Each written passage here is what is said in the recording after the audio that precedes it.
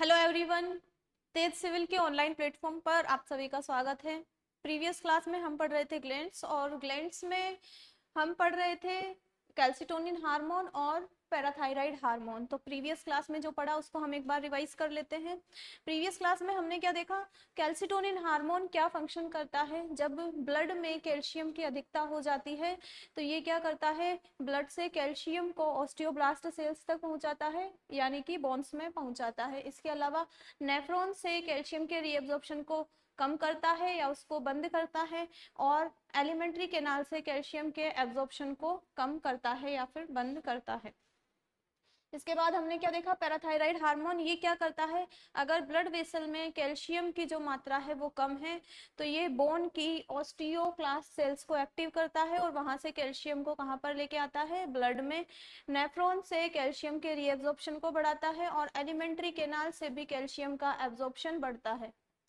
इसके बाद हमने क्या देखा, अगर पैराथायराइड हार्मोन की अगर कमी हो जाती है तो क्या होता है। अगर पैराथायराइड हार्मोन की कमी हो गई तो हाइपोकैल्सेमिक टिटेनी हो जाएगी, जिसमें ब्लड वेसल में कैल्शियम की मात्रा कम हो जाएगी। इसकी वजह से बोन भी वीक हो जाएगी। कैल्शियम जो है मसल्स के कॉन्ट्रैक्शन के लिए उत्तरदायी होती है तो मसल्स में अकड़न आ जाएगी और ब्लड क्लॉट बनने में देरी होगी। अगर पैराथायराइड हार्मोन की अधिकता है तो क्या होगा, ब्लड में कैल्शियम की मात्रा अधिक हो जाएगी, बोन पोरस हो जाएगी, छिद्रित हो जाएगी और किडनी में स्टोन की प्रॉब्लम आ सकती है। इसे कहा जाता है हाइपर कैल्सीमिया। इसके बाद हमने देखा पैनक्रियाज। पैनक्रियाज एक मिश्रित ग्रंथि होती है। इसके टू पार्ट्स होते हैं, एंडोक्राइन एंड एक्सोक्राइन। जो इसका एक्सोक्राइन फंक्शन होता है वो लगभग 95% होता है। उसमें इसमें डक्ट्स पाई जाती है और एसिनार सेल्स इसमें पाई जाती है, जो कि किसका सिक्रेशन करती है, एंजाइम्स का। और इसका जो एंडोक्राइन पार्ट होता है वो लगभग 5% होता है। उसमें 3 टाइप की सेल्स पाई जाती है, अल्फा, बीटा और डेल सेल्स। अल्फा, बीटा और डेल सेल्स इसमें पाई जाती है और इन तीनों को मिलाकर क्या कहा जाता है, लेंगर-हैंस के द्वीप। अल्फा सेल्स से निकलता है ग्लूकागोन हार्मोन, बीटा सेल्स से इंसुलिन और डेल सेल्स से सोमेटोस्टेटिन। अल्फा सेल से जो ग्लूकागोन निकलता है उसका फंक्शन क्या होता है, ग्लाइकोजन को ग्लूकोज में कन्वर्ट करने का। और डेल सेल से जो सोमेटोस्टेटिन निकलता है उसका फंक्शन होता है कि ये स्वांगीकरण के समय को बढ़ा देता है, एसिमिलेशन के टाइमिंग को बढ़ा देता है। बीटा सेल्स से जो इंसुलिन निकलता है वो क्या करता है, ग्लूकोज को ग्लाइकोजन में कन्वर्जन को प्रेरित करता है, कहां पर, लीवर में।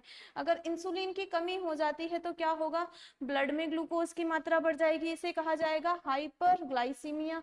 यूरिन में ग्लूकोज की मात्रा बढ़ जाएगी तो उसे क्या कहा जाएगा, ग्लाइकोयूरिया या फिर ग्लाइकोसूरिया। और इम्यूनिटी कमजोर हो जाएगी और इसके अलावा जो मूत्र त्यागने की प्रोसेस है वो बार बार होगी, मूत्र त्यागने की प्रोसेस बार बार होगी। और इन पूरों को मिलाकर क्या कहा जाता है, इन पूरों का एक नाम है और वो क्या है, डायबिटीज मेलिटस। और अगर इंसुलिन ब्लड में ज्यादा है तो ब्लड में ग्लूकोज का लेवल कम हो जाएगा, इसे कहा जाएगा हाइपोग्लाइसीमिया। हाइपो मीन्स क्या होता है, कम। इसके बाद हमने क्या देखा, एड्रिनल या इपिरिनल ग्लैंड, ये कहां पर होती है, किडनी के जस्ट ऊपर होती है और इसके 2 पार्ट्स होते हैं, एड्रिनल कॉर्टेक्स और मेड्यूला। इसमें क्या होता है, जब भी कोई स्ट्रेस की परिस्थिति आती है, तनाव की परिस्थिति आती है, उसमें 2 टाइप के स्ट्रेस हो सकते हैं, शॉर्ट टर्म और लॉन्ग टर्म। जो शॉर्ट टर्म स्ट्रेस है उनके लिए कौन सा पार्ट काम करेगा, इसका एड्रिनल मेड्यूला। और एड्रिनल मेडुला क्या करेगा, 2 हार्मोन का यहाँ पर सिक्रेशन करेगा, कौन से, एड्रीनेलिन और नॉर एड्रीनेलिन, या फिर इपिनेफ्रिन या नॉर इपिनेफ्रिन। अब सपोज कीजिए कि आपके पीछे कोई कुत्ता पड़ा हुआ है तो आपको क्या करना होगा, आपको भागना होगा, उसके लिए आपको ऊर्जा चाहिए होगी। ऊर्जा चाहिए होगी तो ये क्या करता है, ग्लाइकोजन को ग्लूकोज में कन्वर्ट करता है, ब्रीथिंग रेट बढ़ा देता है, हार्ट रेट बढ़ा देता है, पुतलियां फैल जाती है, हृदय धड़कन तेज हो जाती है, रोंगटे खड़े हो जाते हैं। ये सारे परिवर्तन किसमें होते हैं, जब ये दोनों हार्मोन रिलीज होते हैं। ठीक है, तो यहाँ तक हमने पढ़ लिया था। अब इसके आगे हमें क्या देखना है, इसमें हमने ये भी देखा था कि ये जो दोनों जो हार्मोन है वो किसके बने हुए होते हैं, एमिनो एसिड के। अब क्योंकि ये आपातकालीन परिस्थितियों में काम आ रहे हैं इसीलिए इन हार्मोन्स को क्या कहा जाता है, इसीलिए इन हार्मोन को कहा जाता है emergency hormone, emergency hormone, stress hormone और इसके अलावा इसको कहा जाता है 3F हार्मोन। इस वर्ड से आप परिचित होंगे। 3F का मीन्स क्या होता है? फियर, फाइट और फ्लाइट। फियर, फाइट और फ्लाइट इस हार्मोन का नाम है। तो फियर मीन्स जब भी कोई ऐसी आपातकालीन परिस्थिति आएगी, कुत्ता आपके पीछे पड़ जाएगा तो आपको एक बार डर लगेगा। फिर फाइट, आप सोचोगे कि इससे फाइट करना है या फिर हमको भागना है। फ्लाइट मीन्स भागना, उड़ जाना। तो ये है, ये हमारे हार्मोन एड्रिनलिन और नॉर एड्रिनलिन। अब हमको आगे क्या देखना है? आगे हमको देखना है कि जब भी लॉन्ग टर्म स्ट्रेस आता है, जब भी लॉन्ग टर्म स्ट्रेस आता है तो क्या होता है। इसको हम नेक्स्ट स्लाइड में देख लेते हैं, यहाँ पर जगह नहीं है क्योंकि। तो जब भी लॉन्ग टर्म स्ट्रेस होगा, लॉन्ग टर्म स्ट्रेस होगा तो क्या होगा? लॉन्ग टर्म स्ट्रेस में हमारे जो एड्रिनल ग्लैंड का जो पार्ट काम करता है वो है एड्रिनल कॉर्टेक्स। कौन सा? Adrenal cortex. तो लॉन्ग टर्म स्ट्रेस में हमारा काम करेगा एड्रिनल कॉर्टेक्स, लेकिन वो खुद से काम नहीं करेगा, उसको प्रेरित करने के लिए कोई और आएगा। और वो कौन आएगा? हमने जब पीयूष ग्रंथि पढ़ी थी तो वहां पर हमने एक हार्मोन छोड़ दिया था। कौन सा? ACTH। तो कौन सी ग्रंथि? पीयूष ग्रंथि। कौन सी ग्रंथि है? पीयूष ग्रंथि। सॉरी, थोड़ा सा मिस्टेक हो रहा है, पिट्यूटरी लिख लेते हैं हम। Pituitary gland. तो ये जो पिट्यूटरी ग्लैंड है उससे क्या होता है? पिट्यूटरी ग्लैंड से निकलता है हमारा ACTH। क्या निकलता है? ACTH। ACTH की फुल फॉर्म क्या है? ACTH की फुल फॉर्म है एड्रीनो कॉर्टिकोट्रोपिक हार्मोन। क्या है इसकी full form? Adreno corticotropic hormone. Adrenocorticotropic hormone इसका नाम है। मींस ये क्या करेगा? एड्रीनल ग्लैंड के कॉर्टेक्स पार्ट को, ट्रोपिक मींस प्रेरित करने का काम करेगा। क्या करेगा? एड्रीनल ग्लैंड के कॉर्टेक्स पार्ट को प्रेरित करने का काम करेगा।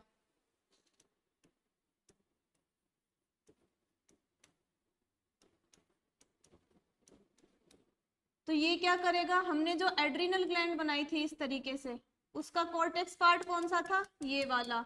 तो इस वाले पार्ट को प्रेरित करेगा, और इस वाले पार्ट को जब ये प्रेरित करेगा तो यहाँ से निकलेंगे हार्मोन्स। क्या निकलेंगे? हार्मोन्स। और यहाँ पर 3 टाइप के हार्मोन यहाँ पर निकलते हैं। कौन कौन से? मिनरेलोकॉर्टिकोइड, ग्लूकोकॉर्टिकोइड और गोनेडोकॉर्टिकोइड। तो कौन कौन से हार्मोन यहाँ पर निकलेंगे? यहाँ पर निकलेंगे मिनरेलोकॉर्टिकोइड, मिनरेलोकॉर्टिकोइड, मिनरेलोकॉर्टिकोइड। और मिनरेलोकॉर्टिकोइड का ही एक और नाम है एल्डोस्टेरोन। एल्डोस्टेरोन ये है मिनरेलोकॉर्टिकोइड। और इससे जो सेकंड हार्मोन निकलता है वो है ग्लूकोकॉर्टिकोइड। क्या है? ग्लूकोकॉर्टिकोइड, ग्लूकोकॉर्टिकोइड। ठीक है। और ग्लूकोकॉर्टिकोइड का ही दूसरा नाम है कॉर्टिसोल। क्या है? कॉर्टिसोल। और इसके अलावा जो थर्ड हार्मोन यहां से निकलेगा वो है गोनेडोकॉर्टिकोइड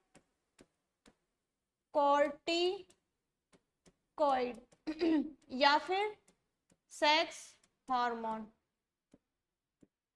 और ये जो हार्मोन इससे निकलते हैं ये जो हार्मोन इससे निकलते हैं वो किसके बने हुए होते हैं? लिपिड के बने हुए होते हैं। ये तीनों हार्मोन, ये जो इससे निकल रहे हैं हार्मोन,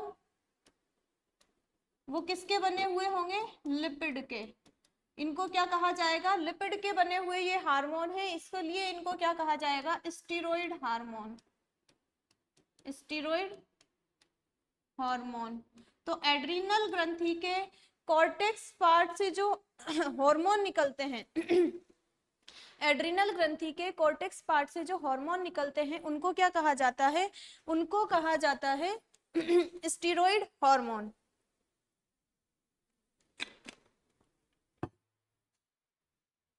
अब देखिए जो ये मिनरेलोकोर्टिकोइड है उसका फंक्शन क्या होगा? सोचिए आप, मिनरेलो मींस मिनरल से रिलेटेड यहाँ पर कोई काम होगा। अब क्या काम होगा? मिनरेलोकोर्टिकोइड मींस मिनरल्स को बैलेंस करने का काम करेगा। क्या करेगा ये? बॉडी में मिनरल्स को बैलेंस करने का, मिनरल्स को बैलेंस करने का काम करेगा। और कैसे करेगा ये आप देखिए, हम आगे से क्या पढ़ते आ रहे हैं? किडनी, किडनी, किडनी में यूरिन फॉर्मेशन होता है, नेफ्रॉन में होता है। तो यहाँ पर भी वो नॉलेज हमारे काम आने वाली है। क्या होगा? किडनी में जब यूरिन फॉर्मेशन होता है उस समय नेफ्रॉन से क्या करेगा ये?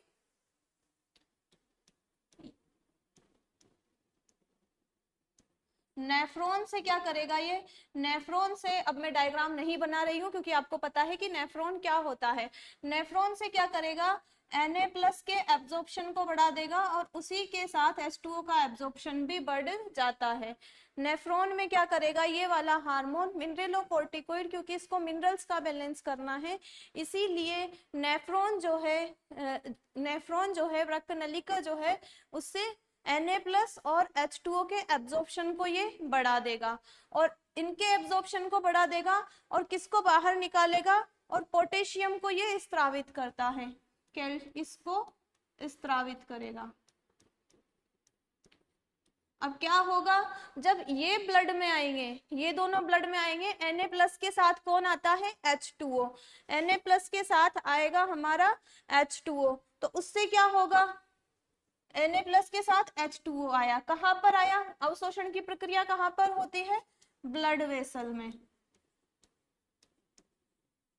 तो ब्लड वेसल में आया तो ब्लड के वॉल्यूम को बढ़ा देगा। क्या करेगा? ब्लड के वॉल्यूम को बढ़ा देगा, क्योंकि Na+ के साथ कौन आ रहा है? Na+ के साथ H2O भी आ रहा है, तो H2O आ रहा है तो ब्लड वेसल में आएगा। ब्लड वेसल में आएगा और क्या करेगा? ब्लड के वॉल्यूम को बढ़ा देगा। मींस क्या करेगा ये बीपी को बढ़ा देगा। क्या करेगा? बीपी को बढ़ा देगा। मींस ये हार्मोन करता क्या है? ये हार्मोन बीपी को कंट्रोल करने का काम कर रहा है। क्या काम कर रहा है? बीपी मींस ब्लड प्रेशर को कंट्रोल कर रहा है। ब्लड प्रेशर को कंट्रोल करने का काम कर रहा है मिनरेलोकोर्टिकोइड। ठीक है, इसीलिए इस हार्मोन को क्या कहा जाता है? इसीलिए इस हार्मोन को कहा जाता है लाइफ सेविंग हार्मोन। क्या कहा जाता है? Life saving hormone. क्या किया इसने? इसने मिनरल का बैलेंस किया और Na+ का एब्जॉर्प्शन किया, किससे? नेफ्रॉन से। ये है हमारा मिनरेलोकोर्टिकोइड और इसी को कहा जाता है एल्डोस्टेरोन। ये बने हुए होते हैं स्टेरॉइड से। नेक्स्ट हमारा हार्मोन कौन सा है? ग्लूकोकोर्टिकोइड या कॉर्टिसोल। ये क्या होंगे? ये भी कुछ इस तरीके का काम करेंगे जो स्ट्रेस में हमारे काम आएगा। स्ट्रेस ले लीजिए, या फिर जब आप बहुत भूखे हैं, जैसे कि कौन सी परिस्थितियां? उपवास हुआ, शल्य क्रिया हुई, इन परिस्थितियों में ये एक्टिव हो जाता है। और ये क्या करता है? ग्लूकोज से आपको समझ में आ रहा होगा कि कुछ ना कुछ ग्लूकोज से रिलेटेड यहाँ पर काम है। तो यहाँ पर दो काम ये करता है, एक तो करता है ये ग्लाइकोजेनेसिस और एक ये करता है ग्लूकोनियोजेनेसिस। क्या करता है? ग्लाइकोजेनेसिस, और एक क्या करता है?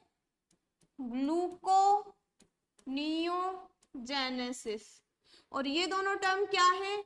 ये दोनों टर्म आप पहले पढ़ के आ चुके हैं। कमेंट सेक्शन में बताएं कि ग्लाइकोजेनेसिस और ग्लूकोनियोजेनेसिस क्या होता है। ठीक है, कमेंट सेक्शन में आप इनको बताएं। इनसे फाइनल में क्या बनता है? इनसे जो फाइनल बनता है ग्लाइकोजेनेसिस और ग्लूकोनियोजेनेसिस, में पूरा नहीं बता रही हूँ क्योंकि आपको ही ये कमेंट सेक्शन में बताना है।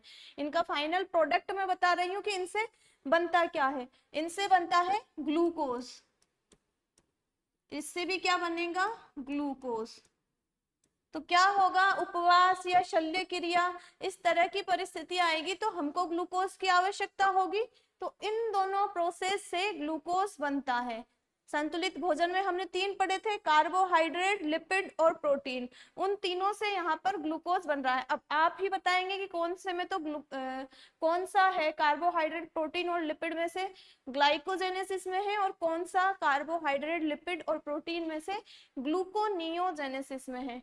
ठीक है, अब क्या है, ये क्या कर रहे हैं, ब्लड में ग्लूकोज के लेवल को संतुलित करने का काम कर रहे हैं। इनका फंक्शन क्या है, अब यहाँ पे अगर हम समराइज करके लिखें तो ब्लड में ग्लूकोज के लेवल को संतुलित कर रहे हैं। अब ये तो कौन सी परिस्थितियां हैं कि उपवास किया है, शल्य क्रिया की है, ठीक है, ये वाली परिस्थितियां हैं, तो ग्लूकोज निकल रहा है तो ठीक है, काम आ जाएगा हमारी बॉडी में। लेकिन हम यहाँ पर क्या पढ़ रहे हैं कि लॉन्ग टर्म स्ट्रेस जब होता है, अगर लॉन्ग टर्म में ये परिस्थितियां हैं तो हमारे लिए हानिकारक हो सकती है। कैसे हानिकारक हो सकती है, मान लीजिए कि ये लॉन्ग टर्म तक एक्टिव रहा, कौन सा hormone, glucocorticoid hormone, long term तक अगर ऐसा रहा तो क्या होगा, हमारा जो ब्लड है उसमें ग्लूकोज का लेवल बढ़ जाएगा। लॉन्ग टर्म तक ऐसा रहा तो ब्लड में ग्लूकोज का लेवल बढ़ जाएगा, और अगर ब्लड में ग्लूकोज का लेवल बढ़ जाएगा तो क्या होगा बताइए, डायबिटीज हो जाएगी।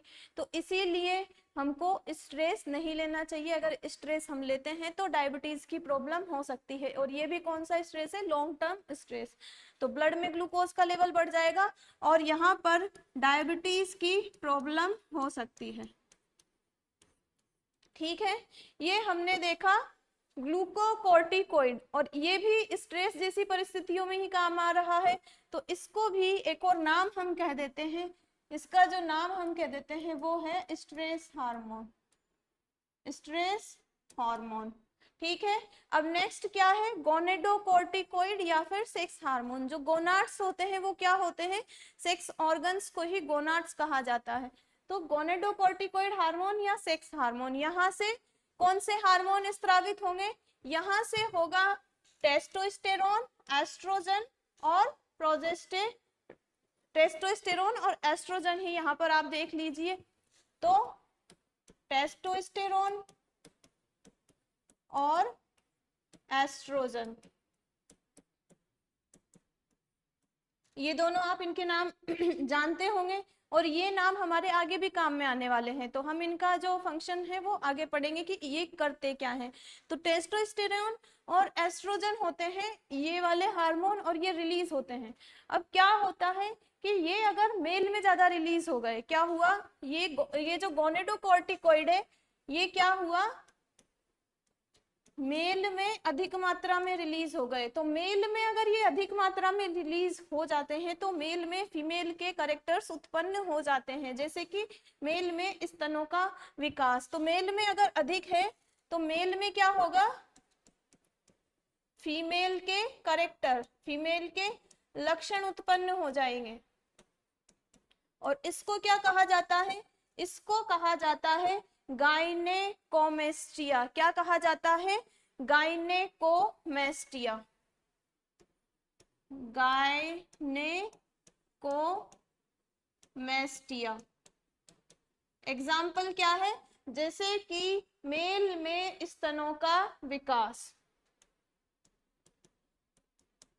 स्तनों का विकास। और नेक्स्ट क्या है, ये तो हुआ मेल में अगर ज्यादा रिलीज हो रहे हैं। नेक्स्ट क्या है, नेक्स्ट है अगर फीमेल में, फीमेल में ये ज्यादा रिलीज हो जाते हैं तो क्या होगा, अब फीमेल में मेल के कैरेक्टर आ जाएंगे, और वो क्या है, जैसे कि बालों की वृद्धि ज्यादा होना। तो क्या है, फीमेल में अगर ये ज्यादा है तो फीमेल में मेल कैरेक्टर, मेल लक्षण उत्पन्न हो जाएंगे। और इसको भी एक नाम दिया जाता है, और वो नाम क्या है, वो नाम है विरिलिज्म। क्या नाम है वो, विरिलिज्म, विरिलिज्म। और एग्जाम्पल क्या है इसका, हेयर ग्रोथ, जैसे कि hair growth, excessive hair growth. तो ये हमने क्या देख लिए, मिनरेलोकॉर्टिकॉइड, ग्लूकोकॉर्टिकॉइड और गोनेडोकॉर्टिकॉइड। अब जो ये है हमारा, कौन सी ग्लैंड पढ़ रहे हैं हम पढ़ रहे हैं एड्रिनल या इपिरिनल ग्लैंड। इसको अब अपन 4S, इसका एक और नाम अगर हम देखें तो इसका एक और नाम है 4S। क्या है ये, इसका एक और नेम है।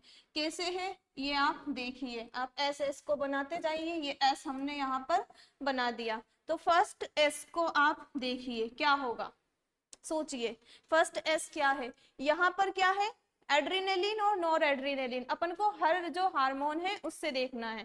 तो एड्रिनलिन और नॉर एड्रिनलिन ये किस में काम आते हैं, स्ट्रेस में। तो फर्स्ट एस का मीन्स क्या है यहाँ पर, स्ट्रेस, स्ट्रेस। सेकेंड एस का मीन क्या है, देखिए आप आगे जो हमने हार्मोन पढ़े, कौन से पढ़े, मिनरेलोकॉर्टिकॉइड। तो इसमें से हम एस का मीन क्या ले लेंगे, इसमें से हम एस का मीन ले लेंगे साल्ट। क्या ले लेंगे, क्योंकि मिनरल्स, मिनरल्स को हमने किससे ले लिया, साल्ट से। नेक्स्ट एस का मीन क्या है, देखिए यहाँ पर क्या है, ग्लूकोकॉर्टिकॉइड। ग्लूको मीन्स ग्लूकोज से यहाँ पर आ रहा है, और ग्लूकोज क्या है, शुगर, शुगर से हम ले लेंगे तो वहां पर क्या आ जाएगा, शुगर।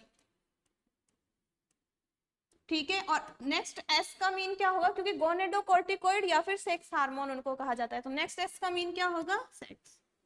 ये हमने इसका एक और नाम देख लिया है। अब हमें क्या देखना है, अब हमें देखना है कि इसका अगर हाइपोसिक्रेशन हो जाता है, कम सिक्रेशन होता है और ज्यादा सिक्रेशन होता है तो कौन से रोग हो जाते हैं। अगर इसका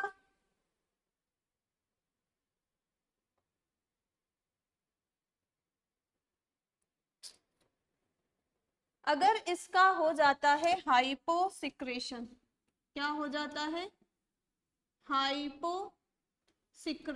हाइपो मीन्स कम, हाइपोसिक्रेशन किसका, ये जो हार्मोन थे उनका।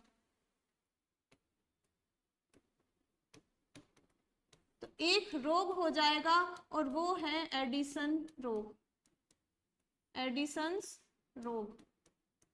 ठीक है, अगर इसका, इनको हमको डिटेल में पढ़ने की जरूरत नहीं है, अगर इसका कम मात्रा में सिक्रेशन होगा इन हार्मोन्स का तो कौन सा रोग होगा, एडिसन्स रोग। और नेक्स्ट नेक्स्ट क्या है, अगर इनका हाइपो, सॉरी एडिसन जो रोग है वो हाइपो में नहीं होगा, वो one wait a second, hyposecretion और नेक्स्ट क्या होता है, हाइपर सिक्रेशन, हाइपर सिक्रेशन। तो सही ही है ये, हाइपोसिक्रेशन में तो होगा एडिसन रोग, और हाइपर सिक्रेशन मीन्स इनका ज्यादा स्त्रवण हो गया है, ज्यादा स्त्रवण हो गया है तो कौन से रोग हो जाएंगे, कुशिंग, कुशिंग डिजीज और कॉन्स डिजीज। इनके बस नाम नाम याद रखें। तो क्या है, हाइपोसिक्रेशन और हाइपर सिक्रेशन। हाइपोसिक्रेशन मीन्स कम सिक्रेशन होता है तो एडिसन रोग हो जाएगा, और हाइपर मीन्स अगर ज्यादा सिक्रेशन होता है तो कुशिंग या फिर कॉन्स रोग जो है वो उत्पन्न हो जाएगा। अब हमें नेक्स्ट ग्लैंड कौन सी पढ़नी है, नेक्स्ट जो ग्रंथि है वो है गोनाड्स। गोनाड्स में हम क्या देख रहे थे, मेल में तो है टेस्टिस और फीमेल में है ओवरीज। तो गोनाड्स में हमने क्या देखा था, मेल में हमने देखी थी टेस्टिस और फीमेल में हमने क्या देखी थी, ओवरीज। फीमेल में क्या, ओवरीज। इनसे भी हार्मोन का सिक्रेशन होता है, टेस्टिस से और ओवरी से, इनसे क्या होता है, हार्मोन का सिक्रेशन। टेस्टिस में क्या होता है, टेस्टिस में एक विशेष प्रकार की कोशिका पाई जाती है और उस कोशिका का क्या नाम है, लेडिंग सेल्स, लेडिंग कोशिका, लेडिंग कोशिका। हिंदी और इंग्लिश में सेम ही है, लेडिंग कोशिका। और इस लेडिंग कोशिका से एक हार्मोन का सिक्रेशन होता है, वो है टेस्टोस्टेरोन। ठीक है, लेडिंग सेल्स से जो हार्मोन का सिक्रेशन होगा वो कौन सा है, टेस्टोस्टेरोन। इसी प्रकार फीमेल में क्या है, ओवरीज, और इन ओवरीज से कौन सा हार्मोन सिक्रेशन होगा, एस्ट्रोजन और प्रोजेस्टेरोन। कौन सा होगा, एस्ट्रोजन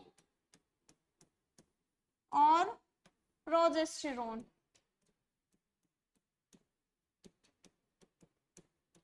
अब इनके फंक्शन क्या है वो हम देख लेते हैं, एस्ट्रोजन और प्रोजेस्टेरोन और इस टेस्टोस्टेरोन के फंक्शन क्या है। देखिए अब ये जो टेस्टोस्टेरोन हार्मोन यहाँ पर रिलीज होता है, इसके कार्य क्या है। तो फर्स्ट फंक्शन क्या है कि ये द्वितीयक लैंगिक लक्षणों का विकास करेगा, सेकेंडरी सेक्स करेक्टर्स। क्या करेगा, द्वितीयक लैंगिक लक्षणों का विकास, द्वितीयक लैंगिक लक्षण, सेकेंडरी सेक्स करेक्टर्स का विकास ये करेगा कौन, टेस्टोस्टेरोन। अब ये सेकेंडरी सेक्स करेक्टर्स होते क्या है, जैसे कि आवाज का मोटा होना, जैसे कि आवाज कैसी हो जाएगी, इसमें मोटी हो जाएगी। बॉडी पर हेयर ग्रोथ, ज्यादा हेयर ग्रोथ होगी, बॉडी पर क्या होगी, हेयर ग्रोथ। और क्या होगा, दाढ़ी मूंछों का आना, क्या होगा, और दाढ़ी मूंछों का आना। और क्या होगा इसके अलावा, दाढ़ी मूंछों का आना, मसल मास और बोन मास का बढ़ना, मसल मास बढ़ जाएगा। और क्या होगा, बोन मास बढ़ जाएगा। और क्या होगा, और होगा इसमें स्पर्मेटोजेनेसिस, शुक्राणुओं के बनने की जो प्रक्रिया है वो भी प्रारंभ हो जाएगी। तो क्या होगा, स्पर्मेटोजेनेसिस। स्पर्मेटोजेनेसिस क्या होता है, शुक्राणुओं के बनने की प्रक्रिया, स्पर्म के फॉर्मेशन की प्रक्रिया, स्पर्म फॉर्मेशन। और क्या होगा, और क्या होगा इसमें, स्पर्मेटोजेनेसिस हो जाएगा और ग्रोथ ऑफ सेक्सुअल ऑर्गन्स, क्या हो जाएगा, जो सेक्सुअल ऑर्गन्स है उनकी ग्रोथ होने लग जाएगी। ग्रोथ किसकी होगी, सेक्सुअल ऑर्गन्स की, जैसे कि टेस्टिस, जैसे कि पेनिस, इन सब की ग्रोथ होने यहाँ पर लग जाएगी, ये पूरी तरह डेवलप हो जाएंगे। नेक्स्ट क्या है, नेक्स्ट है फीमेल में। फीमेल में क्या है, एस्ट्रोजन और प्रोजेस्टेरोन। अब इनके क्या लक्षण होंगे, इनके क्या लक्षण होंगे, एस्ट्रोजन और प्रोजेस्टेरोन यहाँ पर क्या कर रहे हैं, द्वितीयक लैंगिक लक्षणों का विकास, सेकेंडरी सेक्स करेक्टर्स का विकास कर रहे हैं। तो यहाँ पर भी क्या होगा, द्वितीयक लैंगिक लक्षण विकसित हो जाएंगे। क्या विकसित हो जाएंगे, द्वितीयक लैंगिक लक्षण। अब इसमें क्या होगा, जैसे कि आवाज का पतला होना, तीव्र होना, बारीक होना, जैसे कि वॉइस कैसी हो जाएगी, वॉइस हो जाएगी पतली, कैसी हो जाएगी, मधुर, बारीक, मधुर हो जाएगी, बारीक हो जाएगी, तीव्र वॉइस हो जाएगी। इसके अलावा और क्या होगा, इसके अलावा यहाँ पर होगा ब्रेस्ट का डेवलपमेंट। क्या होगा, ब्रेस्ट का डेवलपमेंट। क्या होगा यहाँ पे होगा ब्रेस्ट का डेवलपमेंट। और क्या होगा, मेंस्ट्रुअल साइकिल स्टार्ट हो जाएगी, मेंस्ट्रुअल साइकिल यहाँ पे क्या हो जाएगी, स्टार्ट हो जाएगी। ये सारे लक्षण किस में होंगे, फीमेल में। और इसके अलावा एक और हार्मोन बच गया हमारा, प्रोजेस्टेरोन। प्रोजेस्टेरोन क्या करेगा, ये जो यूटेरस की वॉल है, गर्भाशय होता है जिसे आम भाषा में बच्चेदानी कहा जाता है, तो उस गर्भाशय की दीवारों को विकसित करने का काम कौन करेगा, प्रोजेस्टेरोन। तो क्या करेगा ये प्रोजेस्टेरोन, क्या करेगा, यूटेराइन वॉल डेवलपमेंट का काम करेगा।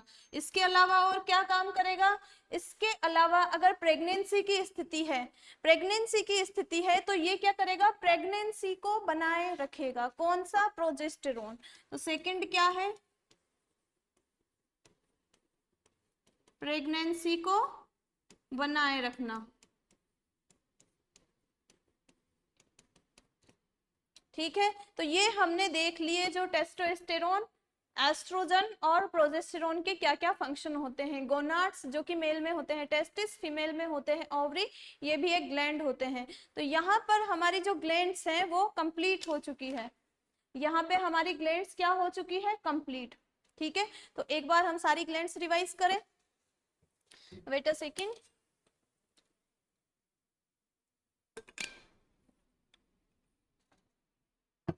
देखिए 29 स्लाइड्स में हमारी सारी ग्लैंड्स कंप्लीट हो चुकी है। अब हम फर्स्ट स्लाइड से जो ग्लैंड्स है उनका क्विक रिवीजन कर लेते हैं, फिर हमको स्टार्ट करना है नेक्स्ट टॉपिक। तो ग्लैंड्स क्या होती है, कुछ सेल्स होती है जो मिलकर टिश्यू बनाती है, और ये क्या करती है, अपने अंदर से कुछ पदार्थों का स्त्रवण करती है।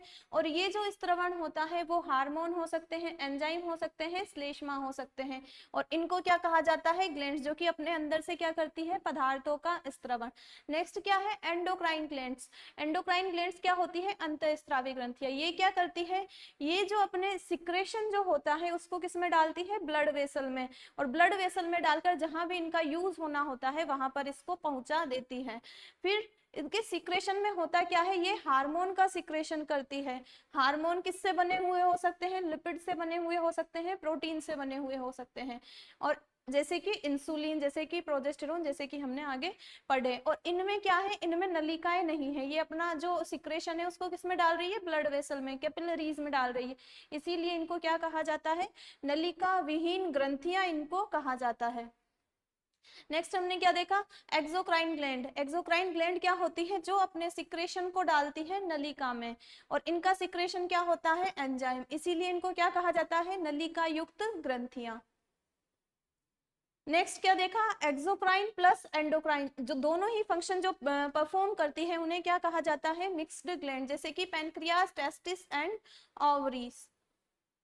फिर हमने जो डायग्राम है उसमें ग्लैंड्स को देखा। ब्रेन में हाइपोथैलेमस, हाइपोथैलेमस कंट्रोल करता है पिट्यूटरी ग्लैंड को, इसलिए इसको क्या कहा जाता है, master of the master gland. और पिट्यूटरी ग्लैंड को क्या कहा जाता है, मास्टर ग्लैंड, क्योंकि अदर ग्लैंड्स को भी कंट्रोल करती है।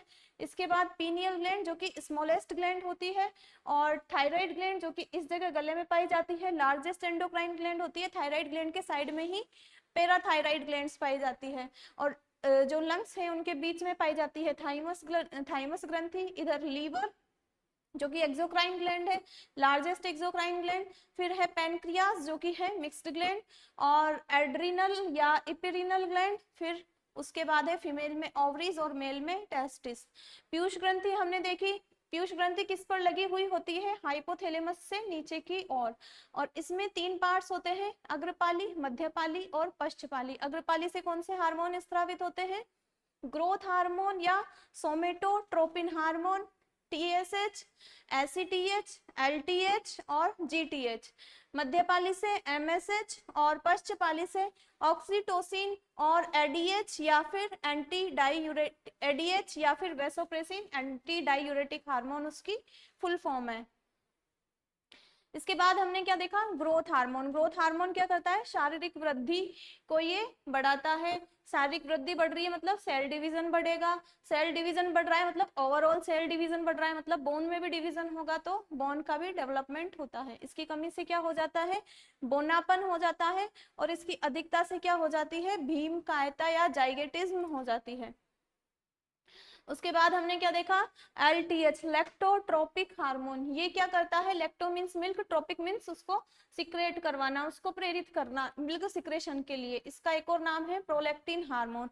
गर्भावस्था के समय, यहाँ पर गर्भावस्था, गर्भावस्था के समय क्या होगा, स्तन की वृद्धि में ये प्रमोट करेगा, और मिल्क के फॉर्मेशन को ये प्रमोट करेगा। मिल्क में जो वसा है, लैक्टोज है, कैसीन प्रोटीन, इनके संश्लेषण को ये प्रेरित करेगा, इसीलिए इसको मिल्क फॉर्मेशन हार्मोन या फिर मातृत्व हार्मोन कहा जाता है।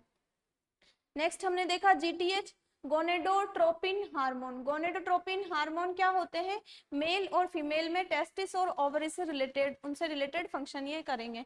तो गोनेडोट्रोपिन हार्मोन कौन कौन से हैं, ये है हमारे FSH और LH, फॉलिकल स्टिमुलेटिंग हार्मोन और luteinizing hormone. Follicle stimulating hormone क्या करता है, जो ओवरीज से ओवम के डेवलपमेंट का जो प्रोसेस होता है उसमें बहुत सारे फॉलिकल बनते हैं, तो उसमें भी ग्राफियन फॉलिकल के डेवलपमेंट को प्रेरित करता है और उससे एस्ट्रोजन के सिक्रेशन को ये प्रेरित करता है। मेल में क्या करता है, मेल में मेनली स्पर्मेटोजेनेसिस को ये प्रेरित करता है और इसके अलावा टेस्टोस्टेरोन हार्मोन का सिक्रेशन भी प्रेरित कर देता है।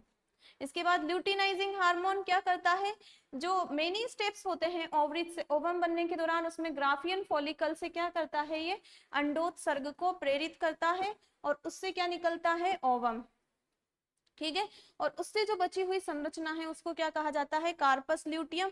हिंदी में इसे कहा जाता है पीत पिंड। कार्पस ल्यूटियम को हिंदी में क्या कहा जाता है, पीत पिंड। और कार्पस ल्यूटियम से भी एक हार्मोन सिक्रेशन होता है, वो है प्रोजेस्टेरोन हार्मोन, क्योंकि इसके वर्ड में ल्यूटियम है इसीलिए इसका नाम है ल्यूटिनाइजिंग हार्मोन। मेल में क्या करता है, टेस्टोस्टेरोन हार्मोन के बनाने को ये प्रेरित करता है। नेक्स्ट हमने क्या देखा, मिलेनोसाइट स्टिमुलेटिंग हार्मोन। ये क्या करता है, स्किन में जो मिलेनोसाइट्स पाई जाती है उनसे मिलेनिन पिगमेंट के फॉर्मेशन को प्रेरित करता है। मिलेनिन क्या करता है, स्किन कलर के लिए जिम्मेदार होता है और यूवी लाइट से हमें प्रोटेक्ट करने का काम करता है। नेक्स्ट क्या देखा, ऑक्सीटोसिन हार्मोन। ऑक्सीटोसिन हार्मोन क्या करता है, फीमेल में गर्भावस्था के अंतिम समय में गर्भाशय की दीवार की जो अनिच्छिक पेशियां हैं उनमें संकुचन को प्रेरित करता है, जिससे कि प्रसव इजीली संपन्न हो पाता है, इसीलिए इसको प्रसव हार्मोन भी कहा जाता है। और प्रसव इजीली संपन्न हो पाता है, प्रसव के बाद क्या करता है, जो दुग्ध ग्रंथियां हैं उनसे दुग्ध के स्त्रवण को प्रेरित करता है, इसीलिए इसको दुग्ध स्त्रावी हार्मोन भी कहा जाता है। ये क्या होता है, फीमेल में ज्यादा होता है मेल की तुलना में, और ये भावुकता, प्यार, स्नेह इन सब के लिए जिम्मेदार होता है, इसीलिए इसको लविंग हार्मोन भी कहा जाता है। नेक्स्ट हमने क्या देखा, एडीएच या फिर एंटीडायूरेटिक हार्मोन, इसी का एक और नाम वैसोप्रेसिन हार्मोन। ये क्या करता है, एडीएच जो नेफ्रॉन होते हैं उनसे H2O का अवशोषण करवाता है और अवशोषण करवा के मूत्र में H2O की मात्रा कम करता है, मतलब मूत्र कम मात्रा में बनता है, मूत्र कम मात्रा में बना रहा है, इसीलिए इसको एंटी मीन्स विपरीत, डायूरेटिक, डायूरेटिक को रोक रहा है, तो इसीलिए इसको एंटी डायूरेटिक हार्मोन कहा जाता है। और ओवरऑल क्या कर रहा है, ये जल के संतुलन का कार्य कर रहा है। ठीक है, अगर एडीएच की कमी हो गई या एडीएच स्रावित नहीं हो रहा तो क्या होगा, अगर ऐसा हुआ तो H2O का एब्जॉर्प्शन नहीं होगा, मूत्र में H2 ज्यादा आएगा, मूत्र बार बार सिक्रेट करना होगा, तो इसीलिए इसी रोग को डायबिटीज इंसिपिडस इस रोग को कहा जाता है। और ब्लड वेसल में क्योंकि H2O ज्यादा जाएगा तो ब्लड वेसल की दीवार पर वो प्रेशर लगेगा, इसीलिए इसे वेसोप्रेसिन हार्मोन कहा जाता है। वेसो मीन्स ब्लड वेसल और प्रेसिन मीन्स प्रेशर। फिर हमने देखी पीनियल ग्लैंड। पीनियल ग्लैंड से कौन सा हार्मोन सिक्रेट हो रहा है, या मेलेटोनिन हार्मोन। तेज प्रकाश में ये कम सिक्रेट होता है और मंद प्रकाश, मंद जो प्रकाश है या फिर अंधकार में ये ज्यादा सिक्रेट होता है। और किसको प्रमोट करता है, स्लीपिंग को प्रमोट करता है। इसीलिए क्या होता है, ये स्लीप एंड वेक साइकिल को कंट्रोल करता है और इसी को हम क्या कहते हैं, सर्केडियन रिदम, इसी को बायोलॉजिकल क्लॉक कहा जाता है और इसी को थर्ड आई कहा जाता है, क्योंकि ब्रेन के सेंटर में स्थित होता है और लाइट के लिए ये सेंसिटिव होता है। इसके बाद हमने देखी थाइमस ग्लैंड। थाइमस ग्लैंड से निकलता है थाइमोसिन हार्मोन और ये थाइमस ग्लैंड किससे रिलेटेड है, इम्यूनिटी से रिलेटेड, क्योंकि ये क्या है, एक लसिकांग है, लिम्फोइड ऑर्गन है। लिम्फोइड ऑर्गन को हिंदी में कहा जाता है लसिकांग। यहाँ पर क्या होता है, जो इम्यूनिटी सेल्स होती है हमारी वो बनेगी या फिर उनका यहाँ पर मैच्योरेशन होगा और इसी के साथ एज बढ़ने के साथ साथ ये जो थाइमस ग्लैंड है उसका आकार छोटा होता जाता है। नेक्स्ट हमने क्या देखा, थायराइड ग्लैंड। थायराइड ग्लैंड क्या होती है, एच शेप की होती है, ट्रेकिया के चारों तरफ होती है और क्या होती है, हम फूड से पहले तो इसको स्टिमुलेट कौन करता है, थायराइड ग्लैंड को, थायराइड स्टिमुलेटिंग हार्मोन, जो कि कहाँ से आता है, पीयूष ग्रंथि से। और फूड में होता है आयोडीन, आयोडीन जो है थायरोग्लोबुलिन से कनेक्ट होता है और थायरोग्लोबुलिन प्रोटीन से एक टायरोसिन अमीनो एसिड होता है उससे कनेक्ट होता है और क्या बनते हैं, मोनोआयोडोटायरोसिन और डाई आयोडोटायरोसिन। ये कनेक्ट, ये दोबारा ज्वाइंट होके क्या बनाते हैं, ट्राई आयोडोटायरोसिन थायरोनीन अब इनको कहेंगे, ऊपर है टायरोसिन, नीचे हम कहेंगे थायरोनीन। ट्राई आयोडोथायरोनिन और टेट्रा आयोडोथायरोनिन। जो टेट्रा आयोडोथायरोनिन है उसी को कहा जाता है थायरोक्सिन। बाद में क्या होता है, ये T3 भी किस में कन्वर्ट हो जाता है, T4 में। और मैक्सिमम जो फंक्शन है लगभग 80% कौन सा बनता है, T4। इसके अलावा एक और है, वो है कैल्सीटोनिन हार्मोन। इसके बाद हमने क्या देखा, T4 के फंक्शन देखे, बीएमआर को बढ़ा देता है, हृदय दर को बढ़ा देता है, रेस्पिरेशन रेट को बढ़ा देता है, एंजाइम और प्रोटीन के सिंथेसिस को बढ़ा देता है, शरीर के ताप को रेगुलेट करता है, शारीरिक, मानसिक और लैंगिक विकास को ये क्या करता है, नियंत्रित करता है। इसकी कमी से क्या होता है, गाइटर, घेंगा या फिर गलगंड क्या होता है, फूड में आयोडीन की कमी हो जाती है, उसकी वजह से T4 की कमी हो जाएगी और उसकी वजह से क्या होगा, थायराइड ग्रंथि फूल कर मोटी हो जाती है। इसी को कहा जाता है गाइटर या घेंगा या फिर गलगंड। पहाड़ी क्षेत्रों में ये अधिक मात्रा में होता है। नेक्स्ट क्या है, क्रिटिनिज्म या अवटु वामनता या फिर जड़ वामनता। इसमें क्या होता है, इसमें जो है, इसमें शारीरिक, मानसिक और लैंगिक विकास ये अवरुद्ध हो जाते हैं। शारीरिक विकास अवरुद्ध होगा तो क्या होगा, जो ड्वार्फिज्म है वो उत्पन्न हो जाएगी। अगर मानसिक विकास अवरुद्ध हो जाएगा तो मंदबुद्धि उत्पन्न हो जाएगी और लैंगिक विकास अवरुद्ध हो जाएगा तो स्टेरिलिटी यहाँ पर उत्पन्न हो जाएगी। और ऐसे बच्चों को क्या कहा जाता है, क्रिटिनसिन को कहा जाता है। नेक्स्ट हमने देखा मिक्सिडेमा, अगर प्रौढ़ है, वयस्क हैं, उनमें T4 की कमी हो जाती है तो क्रिटिन्स के लक्षण तो वहां पर प्रकट होते हैं, उसी के साथ स्किन मोटी होती है, हेयर फॉल का इश्यू आता है और स्मरण शक्ति यहाँ पर कमजोर हो जाती है। फिर हमने देखा हाशिमोटो का रोग, इसमें क्या होता है, हम जो दवाइयां लेते हैं थायराइड ग्रंथि से रिलेटेड, कोई मिसफंक्शन हो रहा है उसको ठीक करने के लिए, तो उसको थायराइड ग्रंथि क्या समझती है, एंटीजन, और उसके खिलाफ बना लेती है एंटीबॉडी, और ये एंटीबॉडी क्या करती है, थायराइड ग्लैंड को ही नष्ट कर देती है। इस डिजीज को क्या कहा जाता है, हाशिमोटो का रोग, क्योंकि यह है इम्यूनिटी से रिलेटेड, इसीलिए इसको कहा जाता है ऑटो इम्यून डिजीज। इसके बाद हमने देखा T4 की अधिकता से क्या होगा, एक्सोप्थेल्मिक गाइटर, इसकी वजह से होगा, उसमें नेत्रगोलक बाहर की साइड आ जाएंगे और इसके अलावा होगी ग्रेव डिजीज। हमने देखा कि जो थायराइड ग्लैंड है उसमें सी आकृति की कोशिकाएं पाई जाती है, उनसे एक हार्मोन का सिक्रेशन होता है और वो कौन सा हार्मोन है, कैल्सीटोनिन हार्मोन। इसके बाद हमने देखा थायराइड ग्लैंड के ही साइड में दो पैराथायराइड ग्लैंड पाई जाती है और पैराथायराइड ग्लैंड से हार्मोन का सिक्रेशन होता है, पैराथा हार्मोन। इसके बाद हमने देखा कैल्सीटोनिन और पैराथा हार्मोन के वर्क, अगर ब्लड वेसल में कैल्शियम की मात्रा अधिक है तो कौन काम करेगा, कैल्सीटोनिन हार्मोन, और ये ब्लड वेसल से कैल्शियम लेगा और उसे बोन्स में पहुंचा देगा, बोन्स में होगी हमारी ऑस्टियोब्लास्ट सेल्स एक्टिव और बोन के फॉर्मेशन में वो काम आ जाएगा। इसके अलावा क्या होगा, नेफ्रॉन से जो रीएब्जॉर्प्शन होता है कैल्शियम का उसको कम कर देगा या उसको नहीं होने देगा, और एलिमेंट्री कैनाल से जो एब्जॉर्प्शन होता है कैल्शियम का वो भी यहाँ पर नहीं होगा। किसकी वजह से, कैल्सीटोनिन हार्मोन की वजह से, क्योंकि ब्लड वेसल में क्या है, ब्लड वेसल में कैल्शियम की पहले से ही अधिकता है। इधर आ जाइए आप, पैराथायराइड हार्मोन क्या करता है, पैराथायराइड हार्मोन जो है यहाँ पर ऑस्टियोक्लास्ट सेल्स को, अगर ब्लड वेसल में कैल्शियम की कमी है तो ये एक्टिव होगा और क्या करेगा, यहाँ पर बोन में ऑस्टियोक्लास्ट सेल्स को एक्टिव करेगा। ऑस्टियोक्लास्ट सेल क्या होती है, ये बोन को क्या करेगी, ब्रेक डाउन करेगी और कैल्शियम वहां से कहाँ आ जाएगा, ब्लड वेसल में। इसके अलावा नेफ्रॉन से भी ये क्या करेगा, कैल्शियम के रीअब्जॉर्प्शन को बढ़ाएगा और एलिमेंट्री कैनाल से भी कैल्शियम का एब्जॉर्प्शन यहाँ पर बढ़ जाएगा। मतलब क्या कर रहे हैं ये दोनों, कैल्शियम की मात्रा को रेगुलेट करने का काम कर रहे हैं।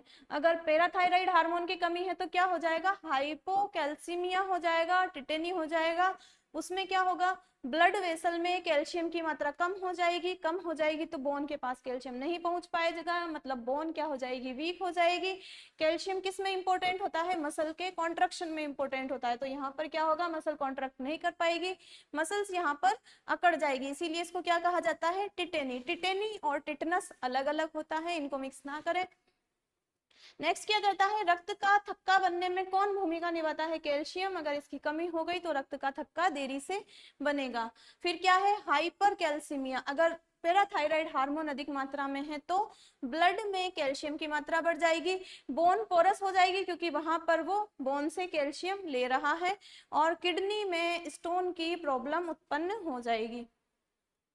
इसके बाद हमने पेनक्रियास देखी। पेनक्रियास क्या होती है, स्मॉल इंटेस्टाइन का ड्यूडेनम पार्ट है, वहां पर लगी हुई होती है। इसमें 2 पार्ट्स होते हैं, endocrine and exocrine. Exocrine function इसका ज्यादा होता है, लगभग 95%। यहाँ पर सेल्स पाई जाती है जो डक्ट से जुड़ी हुई होती है, इनको कहा जाता है एसिनर सेल्स। और यहाँ से क्या होता है, एंजाइम का सिक्रेशन होता है। ये एंजाइम कौन कौन से हैं आप कमेंट सेक्शन में लिखें। एंडोक्राइन पार्ट में इसका क्या होता है, 5% होती है। और एंडोक्राइन सेल्स, एंडोक्राइन पार्ट में इसकी 3 टाइप की सेल्स पाई जाती है। उन तीनों को मिलाकर कहा जाता है लेंगरहैंस के द्वीप, islets of Langerhans. Alpha cell, beta cell और डेल सेल। अल्फा सेल से क्या होता है, ग्लूकागोन हार्मोन का सिक्रेशन होता है। ये क्या करता है, ग्लाइकोजन को ग्लूकोज में कन्वर्ट करने का काम करता है। बीटा सेल से इंसुलिन का हार्मोन का सिक्रेशन होता है, ब्लड में ग्लूकोज के लेवल को मेंटेन करने का काम करता है।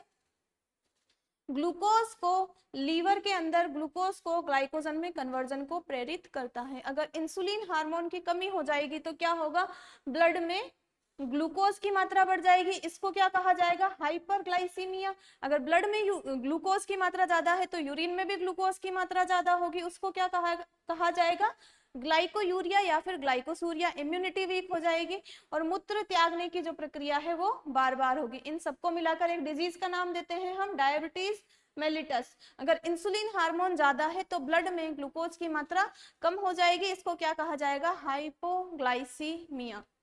और डेल सेल का क्या वर्क है, सोमेटोस्टेटिन का, कि ये क्या करती है, स्वांगीकरण के समय को बढ़ा देती है। यहीं पर लिख देती हूं मैं, स्वांगीकरण,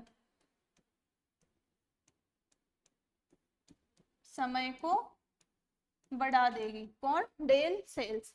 इसके बाद हम क्या देखते हैं, एड्रिनल ग्लैंड या एपिरिनल ग्लैंड। इसके 2 पार्ट होते हैं, एड्रिनल कॉर्टेक्स और एड्रिनल मेडुला। जो एड्रिनल मेडुला वाला पार्ट है वो शॉर्ट टर्म स्ट्रेस में एक्टिव होता है, उससे एमिनो एसिड से बने हुए हार्मोन रिलीज होते हैं, एड्रिनलिन, नॉर एड्रिनलिन या फिर एपिनेफ्रिन या नॉर एपिनेफ्रिन। ये क्या करते हैं, मान लीजिए आपके पीछे कुत्ता पड़ा हुआ है तो आपको भागने के लिए एनर्जी चाहिए, एनर्जी चाहिए तो ये क्या करेगा, ग्लाइकोजन को ग्लूकोज में कन्वर्ट कर देगा, श्वसन दर को बढ़ा देगा ताकि अंदर की जो प्रोसेस है वो जल्दी जल्दी हो सके, ब्लड फ्लो जल्दी जल्दी हो सके। तो यहाँ पर क्या होगा, ब्रीथिंग रेट बढ़ जाएगी, हार्ट रेट बढ़ जाएगी, मेटाबॉलिक रेट बढ़ जाएगी और जो ब्लड फ्लो है वो स्पेसिफिक हो जाएगा। मसल्स में ज्यादा ब्लड फ्लो चाहिए तो वहां पर ज्यादा ब्लड फ्लो होगा और जगह कम होगा। आंखों की पुतलियां फैल जाएगी, पसीने अधिक आएंगे, रोंगटे खड़े हो जाएंगे। इसीलिए ये जो हार्मोन है, इसी का एक और नाम है, वो है इमरजेंसी हार्मोन, स्ट्रेस हार्मोन या 3F hormone. 3F means fear, fight और फ्लाइट। इसके बाद हमने क्या देखा, इसके बाद हमने देखा लॉन्ग टर्म स्ट्रेस में क्या होगा, हमारी होती है पीयूष ग्रंथि, पीयूष ग्रंथि से निकलता है एसीटीएच, एसीटीएच की फुल फॉर्म होती है एड्रिनल एड्रिनोकोर्टिकोट्रोपिक हार्मोन। और एड्रिनोकोर्टिकोट्रोपिक हार्मोन क्या करता है, एड्रिनल ग्रंथि के कॉर्टेक्स पार्ट को प्रेरित करता है, क्या, उसके हार्मोन के सिक्रेशन के लिए। अब इससे कौन कौन से हार्मोन सिक्रेशन होते हैं, इससे 3 हार्मोन सिक्रेशन होते हैं, वो लिपिड के बने हुए होते हैं और उन्हें स्टेरॉइड हार्मोन कहा जाता है। कौन कौन से, मिनरेलोकॉर्टिकोइड, ग्लूकोकॉर्टिकोइड और गोनेडोकॉर्टिकोइड। मिनरेलोकॉर्टिकोइड का एक और नाम है एल्डोस्टेरोन, ग्लूकोकॉर्टिकोइड को कॉर्टिसोल कहा जाता है और गोनेडोकॉर्टिकोइड को सेक्स हार्मोन हम कह सकते हैं। जो मिनरेलोकॉर्टिकोइड है वो क्या करता है, मिनरल के बैलेंस करने का काम करता है। कैसे करता है, नेफ्रॉन जो होता है उससे Na+ के अवशोषण को बढ़ा देता है, Na+ के साथ H2O का भी यहाँ पर अवशोषण बढ़ता है और वेट अ सेकेंड,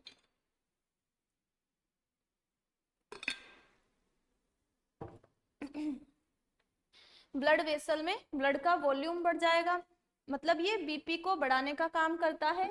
एकदम से एक तरीके से देखिए इसका फंक्शन, तो बीपी को कंट्रोल करने का काम करता है, इसीलिए इसको लाइफ सेविंग हार्मोन कहा जाता है। नेक्स्ट है ग्लूकोकॉर्टिकोइड या फिर कोर्टिसोल हार्मोन। ये क्या करता है, उपवास या शल्य क्रिया की परिस्थितियां हैं तो ये ग्लूकोजेनेसिस या ग्लाइकोनियोजेनेसिस को प्रोसेस को प्रमोट करता है और उससे ग्लूकोज का सिंथेसिस होता है, ग्लूकोज बनता है। मतलब ब्लड में ये ग्लूकोज की मात्रा को संतुलित करने का काम करता है। लेकिन ये शॉर्ट टर्म में सही, अगर लॉन्ग टर्म में ऐसा रहा तो ब्लड में ग्लूकोज की मात्रा अधिक हो जाएगी और डायबिटीज जो है उसकी समस्या उत्पन्न हो जाएगी। नेक्स्ट है गोनेडोकोर्टिकोइड, इसमें है टेस्टोस्टेरोन और एस्ट्रोजन। अगर इन हार्मोन की अधिकता अगर मेल में ज्यादा हो जाती है, इनके फंक्शन हम आगे पढ़ेंगे, मेल में इसकी अधिकता हो जाती है तो उसे एक डिजीज का नाम दिया जाता है गाइनेकोमेस्टिया, और फीमेल में इसकी अधिकता हो जाती है तो उसको एक नाम दिया है विरिलिज। नेक्स्ट क्या देखते हैं हम, नेक्स्ट देखते हैं हम, ये वही है हाइपोसिक्रेशन। अगर कम मात्रा में सिक्रेशन होता है तो एडिसन रोग हो जाता है, अगर अधिक सिक्रेशन होता है तो कुशिंग या फिर कॉन्स डिजीज यहाँ पर उत्पन्न हो जाती है। नेक्स्ट हमने क्या देखा, गोनाड्स। गोनाड्स में मेल में है टेस्टिस और फीमेल में है ओवरीज। टेस्टिस में क्या है, लेडिंग सेल्स पाई जाती हैं, वो क्या करती है, टेस्टोस्टेरोन हार्मोन का सिक्रेशन करती है। नर में द्वितीयक लैंगिक लक्षणों का विकास होगा, आवाज मोटी हो जाएगी, और क्या होगा, बॉडी पर हेयर ग्रोथ हो जाएगी, दाढ़ी मूंछों की वृद्धि होगी, मसल्स मास बढ़ जाएगा, बोन मास बढ़ जाएगा, स्पर्मेटोजेनेसिस की प्रोसेस प्रारंभ हो जाएगी, और सेक्सुअल ऑर्गन्स का डेवलपमेंट हो जाएगा। नेक्स्ट क्या है, फीमेल में ओवरीज। ओवरीज से होते हैं प्रोजेस्टेरोन और एस्ट्रोजन हार्मोन का सिक्रेशन। इसमें भी क्या होगा, एस्ट्रोजन हार्मोन से द्वितीयक लैंगिक लक्षणों का विकास होगा, आवाज पतली हो जाएगी, ब्रेस्ट का डेवलपमेंट होगा, मेंस्ट्रुअल साइकिल स्टार्ट हो जाएगी, और प्रोजेस्टेरोन की वजह से क्या होगी, जो यूटेराइन वाल है वो डेवलपमेंट हो जाएगा, उसका डेवलपमेंट हो जाएगा, और प्रेगनेंसी को बनाए रखता है कौन सा हार्मोन, प्रोजेस्टेरोन हार्मोन। तो ये हमारे जो ग्लैंड्स टॉपिक है वो हमने एक बार पूरा रिवाइज कर लिया है। अब हम नेक्स्ट टॉपिक क्या पढ़ेंगे, नेक्स्ट टॉपिक है हमारा ह्यूमन रिप्रोडक्टिव सिस्टम। तो इसको हम एग्जिट कर देते हैं, नेक्स्ट टॉपिक आएगा हमारा नेक्स्ट टॉपिक है हमारा ह्यूमन रिप्रोडक्टिव सिस्टम, मानव जनन तंत्र।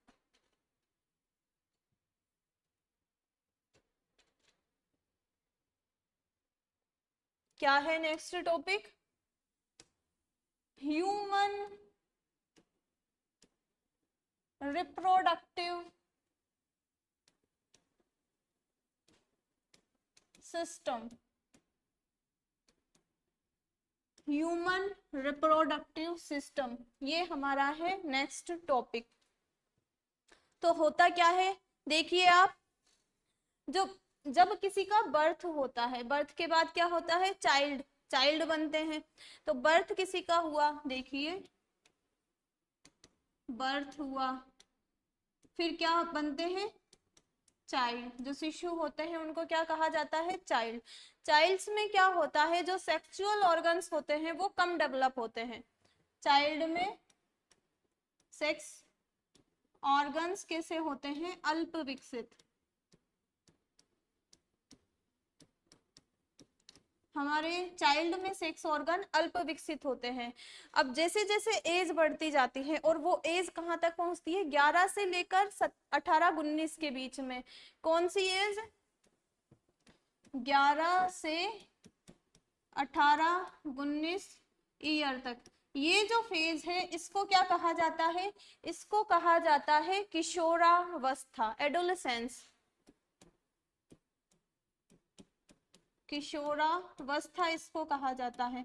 और इस दौरान क्या होता है, किशोरावस्था के दौरान जनन परिपक्वता आती है, और क्या होता है, सेक्सुअल जनन परिपक्वता को ही इंग्लिश में क्या कहेंगे, रिप्रोडक्टिव मैच्योरिटी।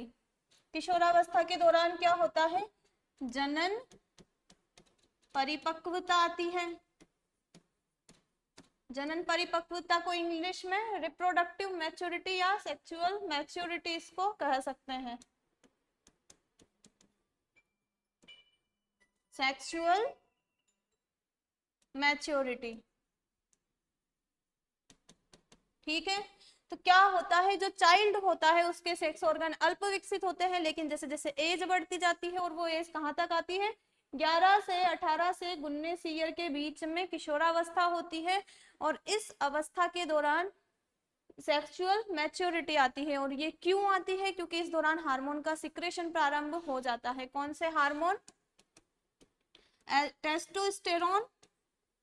क्यों आती है, क्योंकि हार्मोन का स्त्रवण होता है। कौन से हार्मोन, मेल में तो है टेस्टोस्टेरोन जो कि हम पढ़ के आए हैं, और फीमेल में है यहाँ पर एस्ट्रोजन। मेल में तो है टेस्टोस्टेरोन और फीमेल में है एस्ट्रोजन। तो इन हार्मोन का सिक्रेशन होता है उस वजह से। और एज हमारी कब होगी? 11 से 18 से 19। तो इस ड्यूरेशन के दौरान क्या होगा? सेक्सुअल मैच्योरिटी यहाँ पर आ जाएगी, जो सेक्स ऑर्गन्स हैं वो पूरी तरह मैच्योर हो जाएंगे। और क्या होता है कि ये जो एज है वो फीमेल में क्या होती है? फीमेल में 1 या 2 साल पहले ही प्रारंभ हो जाती है। क्या? किशोरावस्था। फीमेल में 1 या 2 साल पहले ही क्या हो जाती है? जनन परिपक्वता, सेक्सुअल मैच्योरिटी, रिप्रोडक्टिव मैच्योरिटी। अब देखिए आगे हम क्या देखेंगे? आगे हम देखेंगे कि जो मेल है यहाँ पर मैच्योर हो गए, मेल और फीमेल। देखिए यहाँ पर मैंने लिखा फीमेल और यहाँ पर मैंने लिखा मेल। फीमेल में क्या होती है? फीमेल में होती है ओवरीज। फीमेल में होती है ओवरीज। ओवरीज को हिंदी में क्या कहा जाता है? अंडाशय। और मेल में क्या होते हैं? मेल में होते हैं टेस्टिस। टेस्टिस को हिंदी में क्या कहा जाता है? वृषण। ठीक है, तो ओवरीज और ये जो टेस्टिस है इनको क्या कहा जाता है? इनको कहा जाता है प्राथमिक जनन अंग, प्राइमरी सेक्स ऑर्गन। क्या कहा जाता है? प्राथमिक जनन अंग। इन दोनों को क्या कहा जाता है? प्राथमिक जनन अंग। क्या कहा जाता है? Primary sex organ. इनको कहा जाता है। किसको? ओवरी को और टेस्टिस को। अब ओवरी से क्या होता है? ओवरी से होता है किसका उत्पादन? ओवम का उत्पादन। अंडा यहाँ पर बनता है, ओवम यहाँ पर बनता है। ठीक है, और टेस्टिस में क्या बनते हैं? टेस्टिस में बनते हैं स्पर्म। तो इनको प्राथमिक जनन अंग क्यों कहा? क्योंकि इन दोनों ऑर्गन से क्या बन रहे हैं? इनको क्या कहा? इनको क्या कहा जाता है? युग्मनज। इनको क्या कहा जाता है? युग्मक इनको कहा जाता है। गेमेट्स इनको कहा जाता है, युग्मक बनते हैं। और इसके अलावा इनसे क्या होता है? इसके अलावा इनसे जो हॉर्मोन्स है टेस्टोस्टेरोन, एस्ट्रोजन, प्रोजेस्टेरोन, हार्मोन का सिक्रेशन होता है। हार्मोन का सिक्रेशन होता है किनसे? प्राइमरी सेक्स ऑर्गन से, क्योंकि ये बनाते हैं गैमेट्स और ये बनाते हैं हार्मोन्स, इसीलिए इनको प्राइमरी सेक्स ऑर्गन कहा। ओवरीज से ओवम और टेस्टिस से स्पर्म। ठीक है, ये बन गए। अब आगे क्या होगा? जब स्पर्म को हिंदी में क्या कहा जाता है? शुक्राणु। अब इन दोनों का कांटेक्ट होगा और इन दोनों के कांटेक्ट को, ओवम और स्पर्म के कांटेक्ट को क्या कहा जाता है? फर्टिलाइजेशन। क्या कहा जाता है? फर्टिलाइजेशन। और फर्टिलाइजेशन मीन्स हिंदी में क्या होता है? निषेचन। जब ये निषेचन की प्रोसेस होती है, ओवम और स्पर्म मिल जाते हैं तो क्या बनता है? ओवम और स्पर्म के मिलने से बनता है जाइगोट। जाइगोट को कहा जाता है हिंदी में युग्मनज। और यही जाइगोट आगे डिवाइड हो के क्या बना लेता है? भ्रूण बना लेता है। जाइगोट से आगे क्या बनेगा? जाइगोट से आगे बनेगा एम्ब्रियो। और यही एम्ब्रियो क्या करेगा? यही एम्ब्रियो, यही जाइगोट क्या है? 9 मंथ जब पूरे हो जाएंगे तो किस में कन्वर्ट हो जाएगा? चाइल्ड में। एक जो संतान है फीमेल और मेल की, वो यहाँ पर उत्पन्न हो जाएगी। तो ये किस में हो जाएंगे कन्वर्ट? चाइल्ड में। कब? 9 मंथ के बाद। तो हमने क्या देखा? मेल और फीमेल, मेल में होता है टेस्टिस, फीमेल में होती है ओवरी, ओवरी से होता है ओवम का प्रोडक्शन, टेस्टिस से होता है स्पर्म का, दोनों मिलते हैं तो उसको निषेचन कहा जाता है, फर्टिलाइजेशन उसको इंग्लिश में कहा जाता है। उससे बनता है जायगोट, देन जायगोट कन्वर्ट होता है एम्ब्रियो में, एम्ब्रियो कन्वर्ट होता है चाइल्ड में। देखिए अब क्या हुआ, फीमेल और मेल, यहाँ से क्या बना, चाइल्ड, यहाँ पर एक बच्चा बना है। और इस क्योंकि यहाँ पर एक बच्चा बन रहा है, एक सजीव प्राणी यहाँ पर बन रहा है, इसीलिए इनको क्या कहा जाता है, जो ह्यूमन होते हैं वो कैसे होते हैं, वीवी पेरस। कैसे होते हैं, ह्यूमन होते हैं वीवी पेरस। वीवी पेरस मीन्स क्या होते हैं, सजीव, सजीव प्रजक या फिर जरायुज। क्या होते हैं, यही लिख देती हूं मैं, सजीव प्रजक या फिर होते हैं जरायुज। सजीव प्रजक या जरायुज क्यों कहा, क्योंकि मेल और फीमेल से क्या बन रहा है यहाँ पर, चाइल्ड। अगर यहाँ पर अंडा बन रहा होता जैसे कि बर्ड्स में होता है तो उसको क्या कहते हैं, ओविपेरस। यहाँ पर जो ह्यूमन है वो क्या है, विविपेरस। अब देखो क्या हो रहा है, ये दोनों क्या है, सजीव, क्या है ये, सजीव। और ये क्या कर रहे हैं, ये क्या कर रहे हैं, यहाँ पर चाइल्ड बना रहे हैं। चाइल्ड मीन्स अपने जैसी, अपने जैसी संतान उत्पन्न कर रहे हैं। सजीव क्या कर रहे हैं, मेल और फीमेल सजीव है, और ये क्या कर रहे हैं, अपने जैसी संतान उत्पन्न कर रहे हैं। सॉरी, अपने जैसी संतान उत्पन्न कर रहे हैं, अपने जैसी संतान उत्पन्न कर रहे हैं कौन, सजीव। और इसी प्रक्रिया को क्या कहा जाता है, इसी जो गुण है, इसी गुण को क्या कहा जाता है, रिप्रोडक्शन। इसी गुण को क्या कहा जाता है, प्रजनन,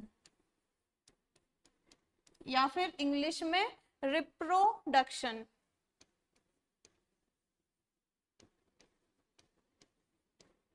तो यहाँ पर हमने इंट्रो पार्ट देख लिया कि ये प्रजनन क्या होता है, जो सजीव होते हैं वो अपने ही समान संतान उत्पन्न करने की इनमें गुण पाया जाता है, उसको क्या कहा जाता है, प्रजनन।